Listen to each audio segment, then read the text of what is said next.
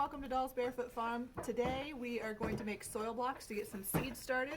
It's February 6th, 2021, and we're going to go ahead and get some cold weather stuff started, some spring crops. And we're going to show you one of the first steps before we make our soil blocks. If you can come see in here, we have some dirt that I have dug up from the chicken run. There's all kinds of organic matter that's mixed in there, plus composted scraps that we give them, and droppings and things like that.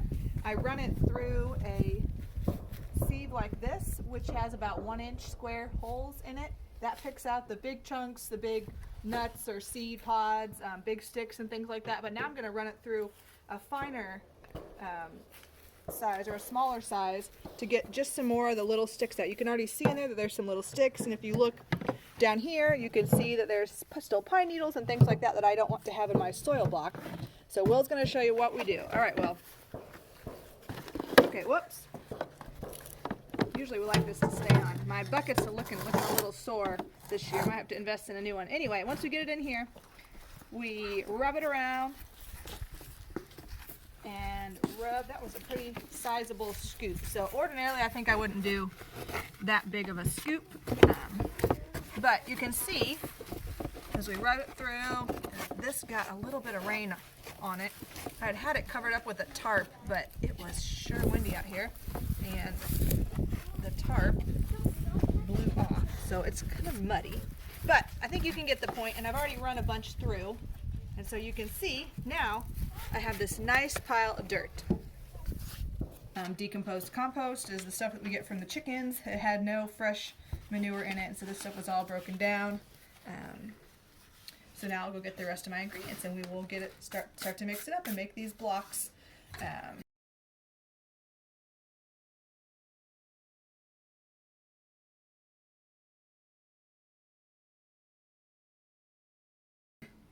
These are what we use to make blocks. These make large. I think these are about 1.5 inch, 2-inch size blocks. I don't know if it says on here. And then these are much smaller, so you can see you can make quite a few blocks with this smaller one. And a lot of times what I'll do is I'll start things with these, and then I'll make some big blocks, and I'll be able to put these little starts into the bigger blocks once they get bigger. So let me go get the rest of the ingredients and we'll get going. Okay, we have all of our ingredients ready. So Levi helped me get some potting soil, and we probably have a little bit more than what we need here, but so we'll use just some of this. So we'll put, I'm going to see if I can put, Levi, you can watch this potting soil here. We'll put this in. I'll do about half of that. Okay, and that had a stick in it. There we go. Okay, so we have that. And then I have peat moss up here. And I'm going to dump the peat moss in here. So it's kind of dusty.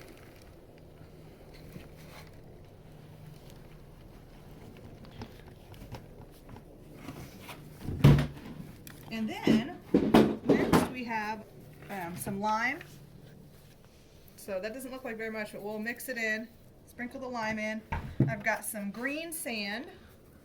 That doesn't look like green sand. I don't know why it's called green. It's not green. And then I need, that was about 1/3 cup. And then I also need 1/3 cup of this blood meal here. Blood meal.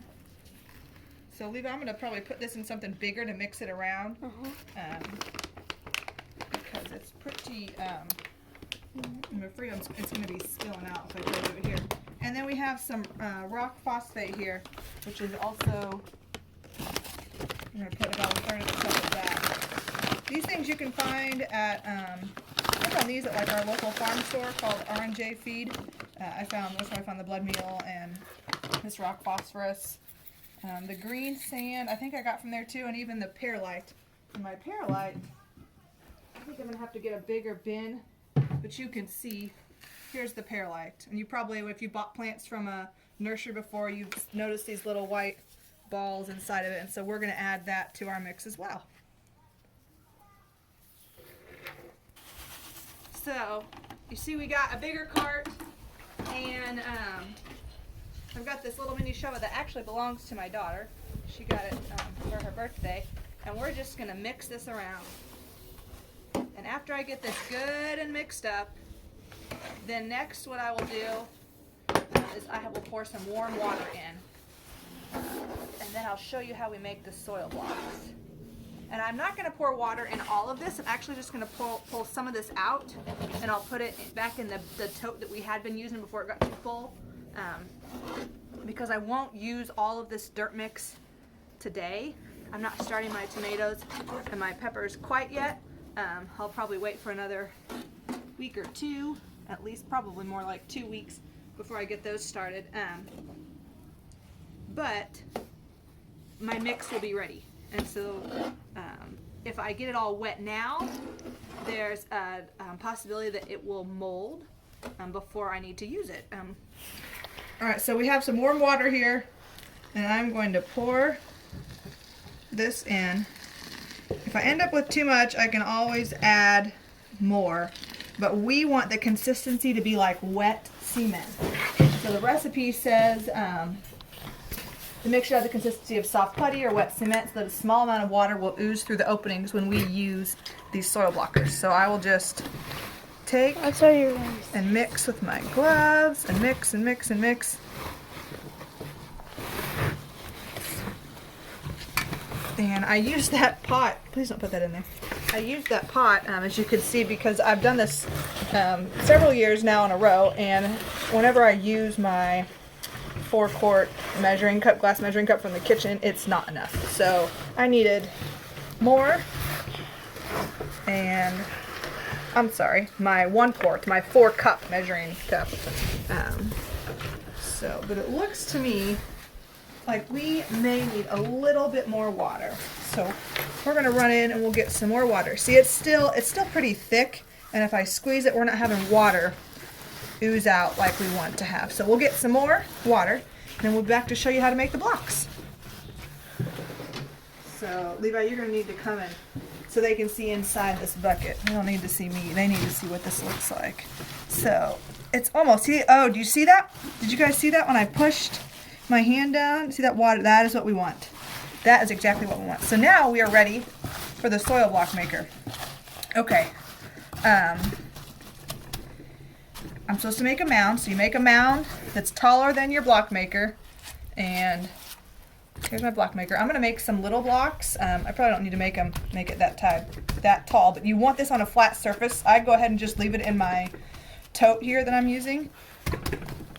Yeah. You don't actually push down on this when you push it in, because it will push the blocks out. So you want to push on either side. Okay, so we'll push down. You still want to turn it.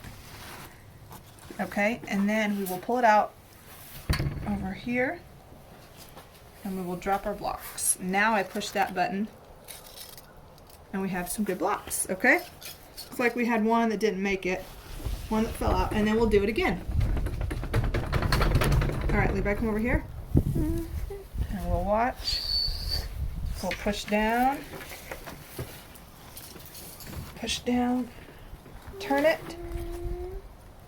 That's all that good water oozing out. And you look at the bottom, it's pretty well firmly packed in. And then I'll drop this next. All right, all the blocks are ready. You can see, here they are, and we have a guest here. This is our little kitten, Hunter.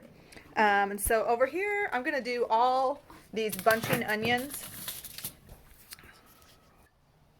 Okay, so now I've got these little teeny red Russian kale seeds, and I'm dropping them. You can kind of see there's a little indent in these. This one kind of fell over as I was shifting these to put labels on them.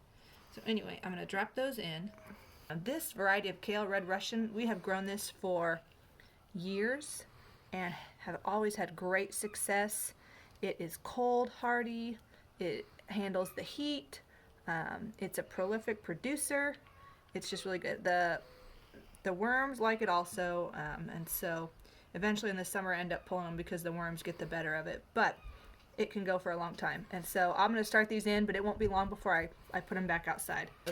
I'll cover those up in a minute, but I wanted to show you some of these seed blocks over here. I made some larger ones. I didn't show a video or show on the video, but I have these larger ones. And I'm going to put some eggplant. Even though it's a hot weather crop, it needs to be started really early, and it needs to have some heat. So in another video, we'll show you our setup. But I'm just going to drop these in. And these are good for seeds that have need to go a little bit deeper. But also, since the eggplant, I'm going to have it out for quite a while. I mean, we're still 2 months out from our for our last frost date for Tennessee Zone 7. And so these are going to be in for a while. But I'll put these on a heat mat. The rest of these, I'm not going to put anything in them, but those are going to be ready to drop these smaller blocks in once I need them. And so you take these blocks and put them in yeah, so if you can see, if I just those grab one of blocks? them, you could take this and see how it just fits nicely right inside. So one other thing I was going to show you, I have 2 trays here. This tray, you can see it now that I've got it raised up, has slots in it, holes, so water, to let water drain so that your plants aren't sitting in water, and that catches the water. The bottom tray catches the water. And so that's what we're doing today, and we'll let you know how things progress, and hopefully we'll have some plants here really soon.